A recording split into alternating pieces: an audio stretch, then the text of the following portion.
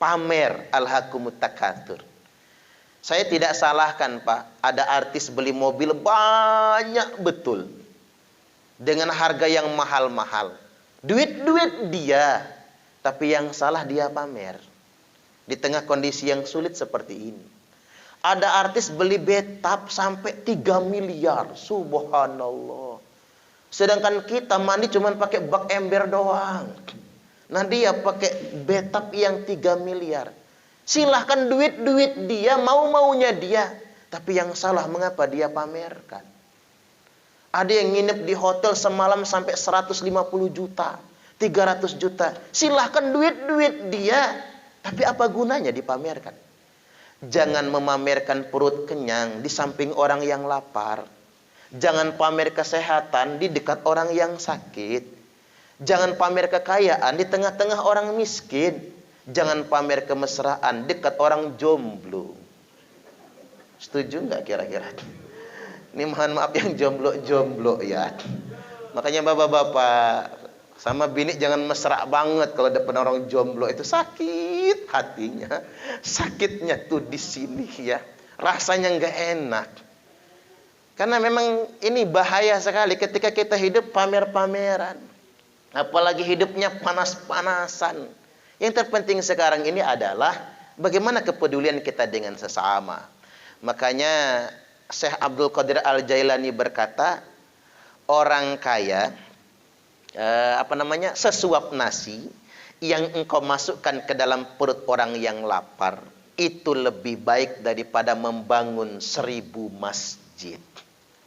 Coba kita lihat Pak, masjid itu kan cenderung udah kompetitif sekarang, berlomba mempermewahnya.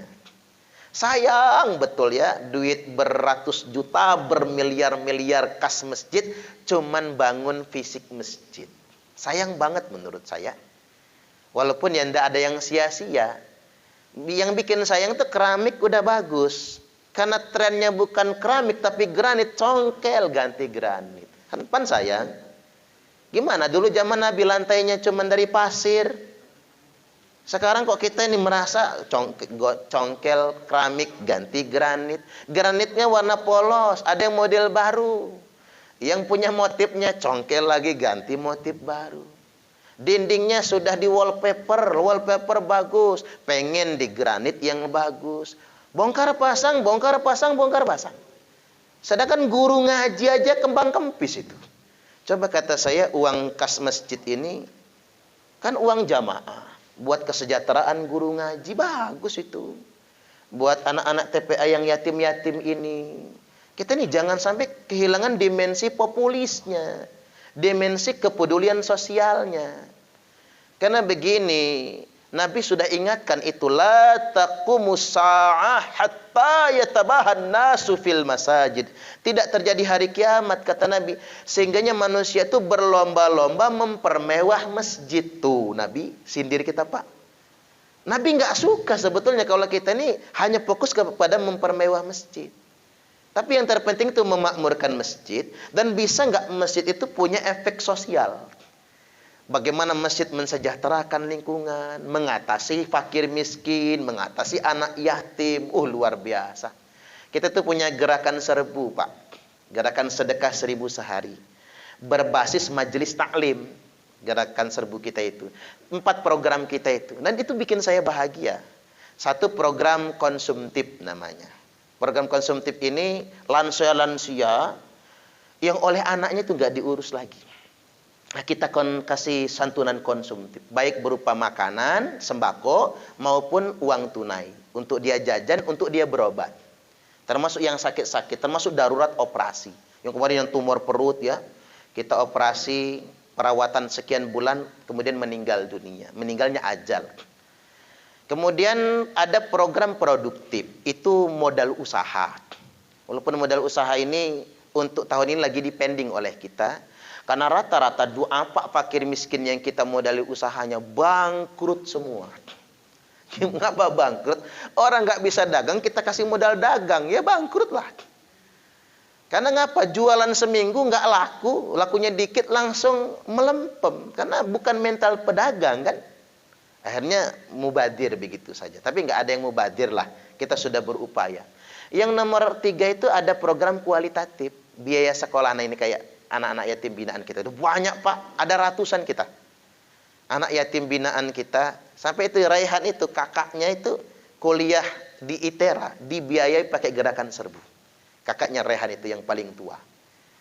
Walaupun dia bukan anak yatim lagi karena sudah dewasa kan, tapi kita ingin begini, nanti dia lulus ITERA, dia dapat pekerjaan, mungkin di PLN juga misalnya kan bekerjanya, nanti dia bisa mensejahterakan adik-adiknya, mensejahterakan ibunya yang janda. Itu program kualitatif kita. Banyak anak-anak yatim yang kita sekolahkan Bapak Ibu rahimakumullah. Baik mulai dari SD sampai perguruan tinggi, tapi perguruan tinggi kita seleksi yang mampu. Walaupun kita usahakan dulu mereka dapat bidik misi. Yang nomor 4 ada program kuantitatif namanya bedah rumah. Alhamdulillah Pak, kita sudah bedah rumah sampai hari ini sudah 10 rumah. Jadilah itu. Jadi hampir setiap bulan kita bedah rumah. Ya Pak Yuli juga gabung di Gerakan Serbu. Tiap bulan beliau juga ngirim di Gerakan Serbu. Nah ini malam minggu besok kita akan peresmian bedah rumah yang di Natar. Rumah guru ngaji. Rumah-rumah yang sudah mau ambruk gitu ya. Atau dia sudah terusir dari tempatnya. Nah ini dimensi kepedulian sosial. Ini passion saya banget rasanya. Karena saya dulu ditegur, Ustadz, agama itu bukan di mimbar. Tapi agama itu ada di tengah-tengah masyarakat yang lemah. Tapi pikir iya juga ya Pak. Kalau saya cuma dari mimbar ke mimbar ceramah dan khutbah. Cuma dari panggung ke panggung, diundang ceramah. Pulang ceramah pasti disangoni. Nah ini Jumat Pak. Nanti habis khutbah Jumat. Khutbah zaman Nabi, zaman sahabat, nggak ada yang nyangoni, nggak ada yang ngamplopin. Khutbah sekarang di Bandar Lampung, keren. Habis khutbah langsung slip masuk.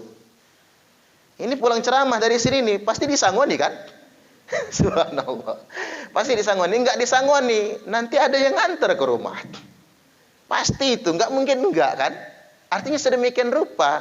Saya kadang-kadang begini mikirnya Pak. Apa pahala saya itu sudah habis di sini ya? Saya kadang-kadang mikirnya begitu. Habis turun mimbar disamplopin, habis ceramah disangoni. Kadang-kadang niat jadi rusak Pak. Begitu pulang ceramah, kok nggak disangoni? Kita dari tanda tanya kan, apa lupa panitia itu ya?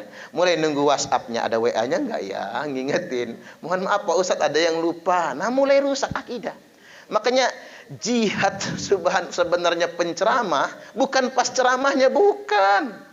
Jihad sebenarnya pendakwah zaman sekarang bukan dakwahnya Pak. Jihad sebenarnya saat panitia lupa ngamplopin. Nah, itulah jihad yang sebenarnya itu. Subhanallah. Apalagi kita jadi dai nasional Pak. Udah terkenal nasional. 30 juta nggak datang nggak kalau nggak 30 juta. Artinya sekali dia ceramah kita mau berapa bulan gajian kan itu. Subhanallah. Artinya itu bukan dakwah sesungguhnya. Dakwah ada di tengah-tengah masyarakat yang lemah. Makanya ada kasus saya pernah diundang ceramah ke Lampung Timur. Sampai di situ kok penceramahnya bukan saya. Kata saya ini saya ada undangannya. Oh maaf Pak Ustadz kata dia. Ini ngundang kiainya double. Yang ngundang kiai di sini ketua panitia, yang ngundang Ustadz kepala desa kami. Maka kasnya kabur gak tanggung jawab. Gini aja kata ya Pak. Ceramahnya 2,5 jam. Oh enggak enak dong kata dia. Kami nyiapin amplop cuma satu beli di warung kata saya. Kata dia enggak enak Ustaz. Sudah segitulah isinya enggak bisa dibagi. Buyutnya gitu ya Pak. Kata saya gini saja. Yang disangoni kiai yang dari metro enggak apa-apa. Saya yang penting sudah datang tutup dikit jadilah. Waduh kami enggak izin sama yang di metro. Karena beliau sudah sepuh nanti tersinggung. Enggak ngomong kalau penceramahnya 2. Iya juga Pak. Nah yang dari metro Kiai Samsun Thohir. Ya guru saya juga lah. Senior ya. Jadi saya nggak enak, ya sudah gini aja. Saya izin pamit duluan kata saya. Nggak apa-apa, melipir pulang. Sepanjang jalan ngitung. Mana dulu jalannya jelek, suka itu Pak ya. Melipir pulang, mana bensin sekian, jalan rusak, supir sekian, makan sekian. Nah, ikhlas, jadi ikhlas. Sampai Bandar Lampung istirahat malam ceramah di masjid di Jalan Antasari. Ceramah sampai jam 11 malam karena mau waktunya. Pulang ceramah lupa disangoni sama panitia itu. Saya duduk di kasur, dosa apa saya ini ya.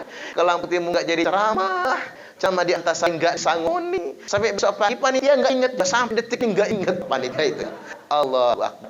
Tapi disitulah saya belajar keikhlasan. Benar cemesan tadi, agama bukan di panggung ramah. Dakwah sebenarnya bukan di mimbar, tapi dakwah yang sebenarnya ada pada masyarakat yang lemah. Jangan sampai umat Islam ini hilang populismenya, hilang kepedulian sosialnya. Mari kita senantiasa semampu kita peduli dengan sesama kita. Insya Allah. Wallahu fi aunil abdi ma kana al abdu fi auni akhihi. Allah akan terus menolong hambanya selama hambanya mau menolong saudaranya sendiri. Sampai di sini saja kita buka tanya jawab. Saya silakan. Saya di sini aja ya, Bapak.